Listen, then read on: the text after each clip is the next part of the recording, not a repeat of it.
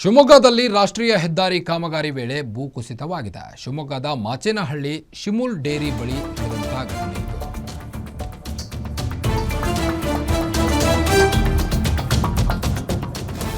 ಶಿವಮೊಗ್ಗದಲ್ಲಿ ರಾಷ್ಟ್ರೀಯ ಹೆದ್ದಾರಿ ಕಾಮಗಾರಿ ವೇಳೆ ಭೂಕುಸಿತಗೊಂಡಿದೆ. ಶಿವಮೊಗ್ಗದ ಮಾಚೇನಹಳ್ಳಿ ಶಿಮುಲ್ ಡೇರಿ ಬಳಿ ಆದಂತ ಘಟನೆ ಇದು.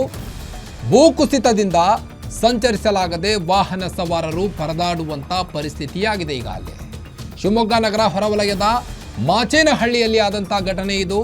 ಹಲವು ವರ್ಷದಿಂದ ಕುಂಟುತ್ತಾ ಸಾಗುತ್ತಿರುವಂಥ ಹೆದ್ದಾರಿ ಕಾಮಗಾರಿ ಕಂಪ್ಲೀಟ್ ಆಗಿರಲಿಲ್ಲ. ಬೆಂಗಳೂರು ಹೊನ್ನಾವರ ರಾಷ್ಟ್ರೀಯ ಹೆದ್ದಾರಿ 2006ರ ಕಾಮಗಾರಿ ಇದು ಇನ್ನೂ ಕೂಡ ಕಂಪ್ಲೀಟ್ ಆಗಿಲ್ಲ. ಹಾಗಾದರೆ ಸರ್ಕಾರ ಏನು ಮಾಡ್ತಾ ಇದೆ ಅನ್ನೋ ಪ್ರಶ್ನೆ ಮೂಡ್ತಾ ಇದೆ ಇಲ್ಲೀಗ. ಅಂಡರ್ ಪಾಸ್ ಕಾಮಗಾರಿ ನಡೆಯುವ ವೇಳೆ ಭೂಕುಸಿತಗೊಂಡಿದ್ದು, ಸರ್ವಿಸ್ ರಸ್ತೆಯೂ ಇಲ್ಲದೆ ವಾಹನ ಸವಾರರು ಈಗ ಅಲ್ಲಿ ಪರದಾಡುವಂಥ ಪರಿಸ್ಥಿತಿ ನಿರ್ಮಾಣವಾಗಿದೆ. ನೀವು ಒಂದು ವಿಂಡೋದಲ್ಲಿ ಗಮನಿಸ್ಬೋದು, ಎಷ್ಟೋ ದಿನ ಆಯಿತು ಆ ಕಾಮಗಾರಿ ಇನ್ನೂ ಕಂಪ್ಲೀಟ್ ಆಗಿಲ್ಲ.